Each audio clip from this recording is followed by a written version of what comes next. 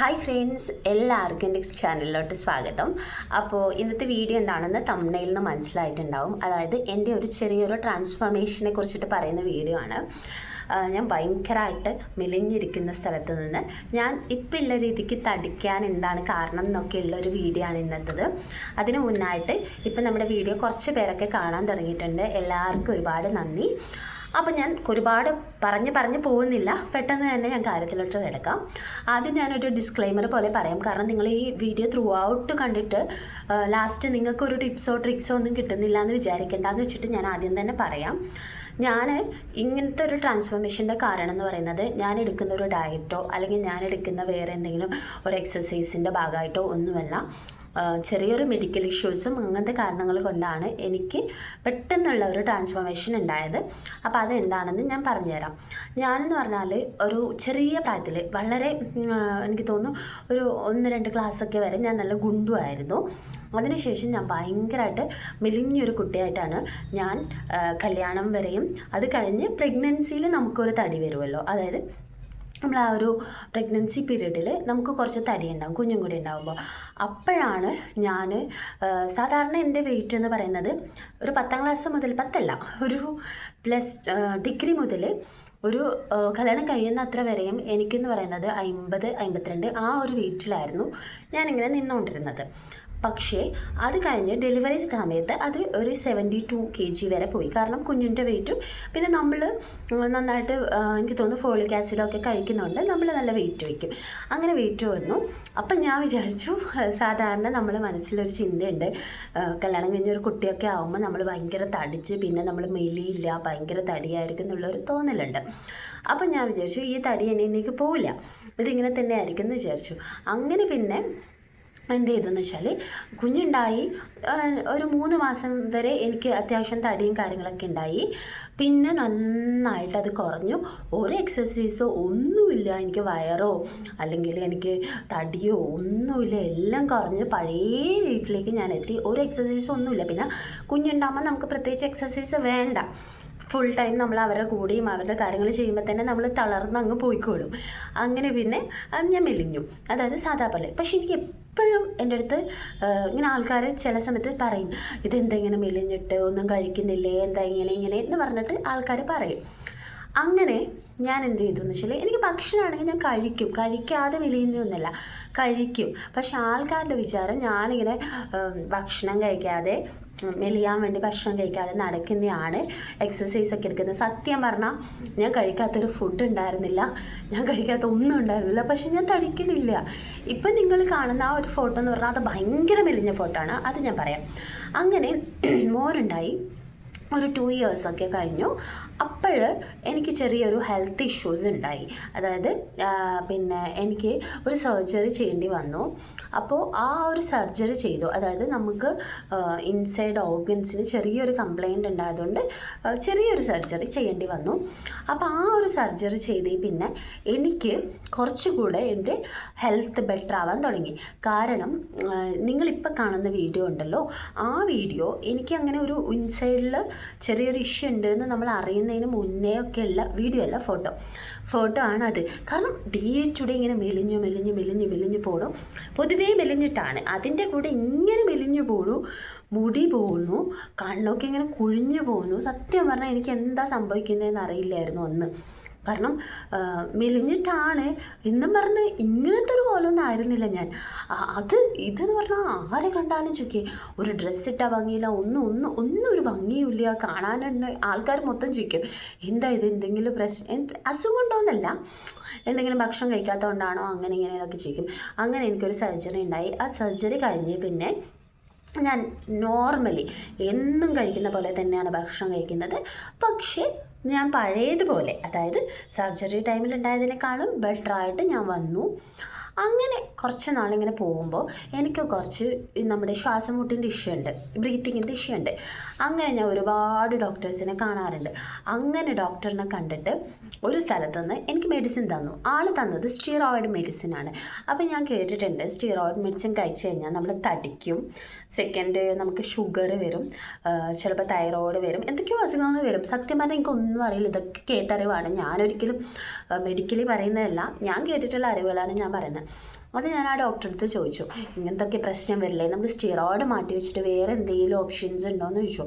അപ്പോൾ ആൾ പറഞ്ഞു, ഇല്ല, സ്റ്റിറോയിഡ് മാത്രമേ എടുക്കാൻ പറ്റത്തുള്ളൂ, കാരണം നല്ല ശ്വാസമുട്ടുണ്ട്, അപ്പോൾ സ്റ്റിറോയിഡ് മാത്രമേ എടുക്കാൻ പറ്റുള്ളൂ.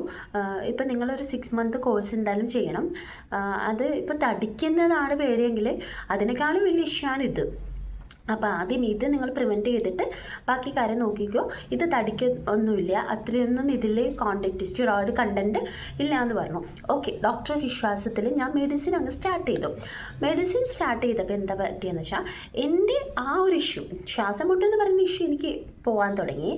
പക്ഷേ ഞാൻ ഒരു മാസം കൊണ്ട് തന്നെ, അല്ലെങ്കിൽ ഒരു 2 വീക്സ് കൊണ്ട് തന്നെ 5-6 കിലോ വെച്ചിട്ട് കൂടാൻ തുടങ്ങി.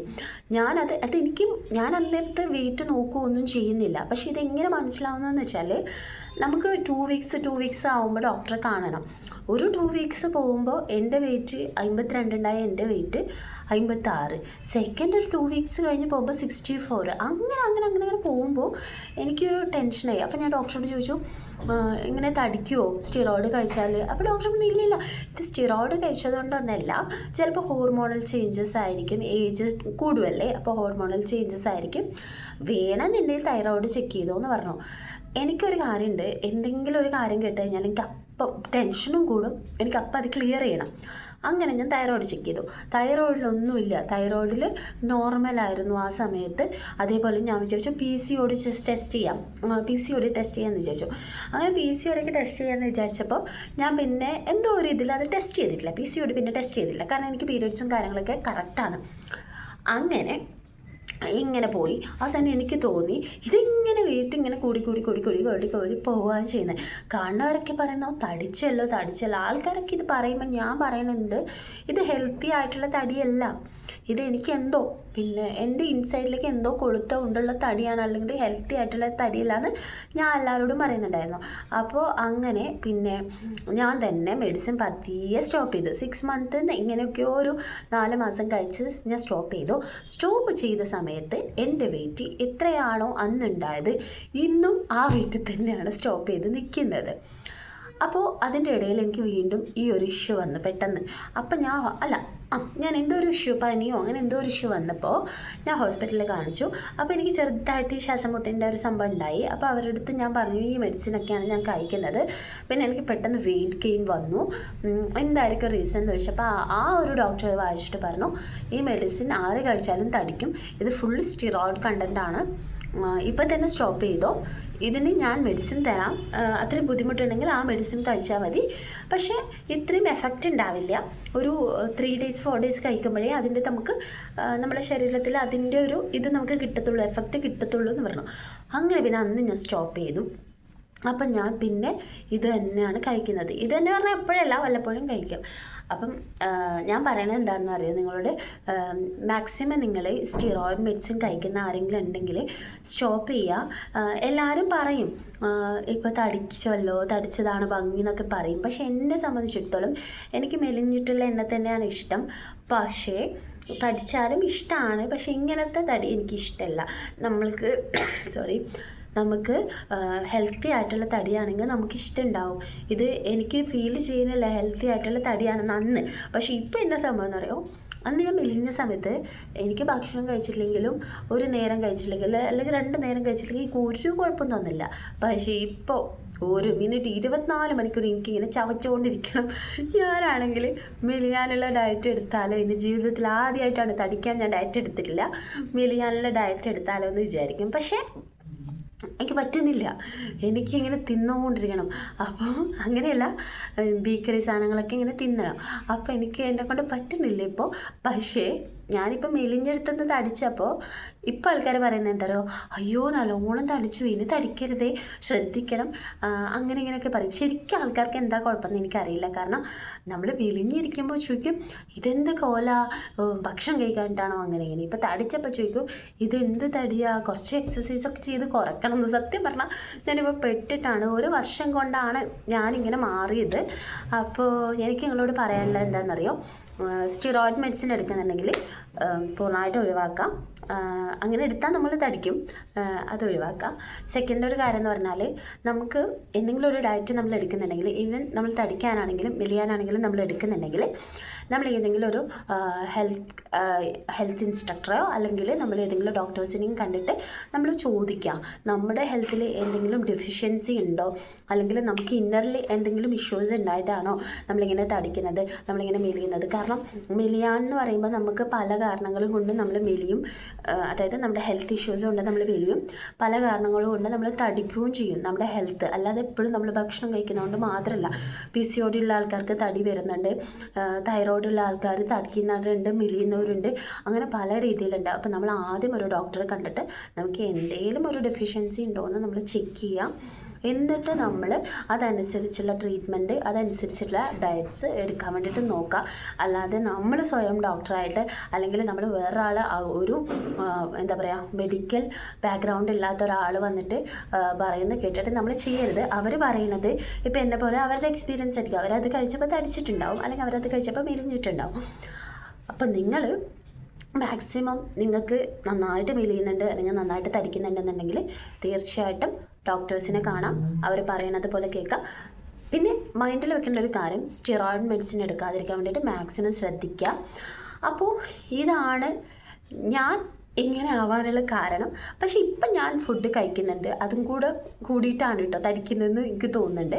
പക്ഷേ എന്നിരുന്നാലും എത്രയാണോ ഞാൻ ആ സ്റ്റിറോയിഡ് മെഡിസിൻ കഴിക്കുമ്പോണ്ടായ എൻ്റെ വെയിറ്റ്, ആ വെയിറ്റ് തന്നെയാണ് ഞാനിപ്പോഴും നിൽക്കുന്നത്. അപ്പം ഞാൻ ഡോക്ടേഴ്സിൻ്റെ അടുത്ത് ചോദിച്ചിരുന്നു, അതായത് സെക്കൻഡ് ഹാൻഡ് ഡോക്ടറുടെ അടുത്ത് ചോദിച്ചിരുന്നു, നമ്മൾ തടിക്കുമോ, ഇനിയും തടിക്കുമോ, ഇത് കുറയുമ്പോൾ ആൾ പറഞ്ഞു ടൈം എടുക്കും, നമ്മുടെ ശരീരത്തിലിട്ട് കയറിയിട്ടുള്ള സംഭവങ്ങളൊക്കെ ഒന്ന് കുറയണ്ടേ, അപ്പോൾ ടൈം എടുക്കും, ചിലപ്പോൾ ഇങ്ങനെ തന്നെ പോകും. പക്ഷേ എനിക്ക് തോന്നുന്നില്ല.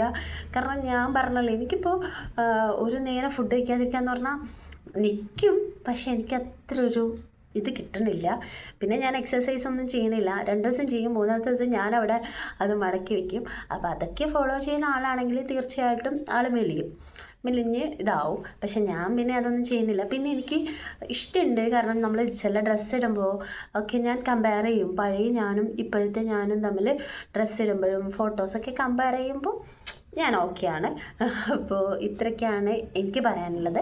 അപ്പോൾ ഇതാണ് എൻ്റെ ട്രാൻസ്ഫോർമേഷന് കാരണം. അപ്പോൾ നിങ്ങൾ ചിന്തിക്കുക, എല്ലാവരുടെ ട്രാൻസ്ഫോർമേഷന് കാരണം ഡയറ്റോ എക്സസൈസോ ഒന്നുമല്ല, അല്ലാതെയും ആൾക്കാർ തടിക്കുകയും മെലിയും ചെയ്യുന്നുണ്ട്. എനിക്ക് വേണമെങ്കിൽ വന്നിരുന്ന് പറയാം, ഞാൻ അത് ചെയ്തു ഇത് ചെയ്തു എന്നിട്ടാണ് ഞാൻ തടിച്ചത്, അങ്ങനെ കഴിച്ചാൽ നിങ്ങൾ തടിക്കും എന്നൊക്കെ പറയാം. പക്ഷേ അതുകൊണ്ടൊന്നും ഒരു കാര്യമില്ല. കാരണം നമ്മൾ പറയുമ്പോൾ നമുക്ക് ഫീൽ ചെയ്ത കാര്യം മാത്രമേ നമുക്ക് പറഞ്ഞു തരാൻ പറ്റൂ. ഞാനിങ്ങനെയാണ് എനിക്ക് ട്രാൻസ്ഫോർമേഷൻ വന്നിട്ടുള്ളത്. അപ്പോൾ ട്രാൻസ്ഫോർമേഷൻ പറഞ്ഞാൽ വലുതല്ല, തടിച്ചു എന്നൊരു ട്രാൻസ്ഫോർമേഷൻ വന്നിട്ടുള്ളത്. അപ്പോൾ എല്ലാവർക്കും വീഡിയോ ഇഷ്ടമായെന്ന് വിചാരിക്കുന്നു. Thank you so much.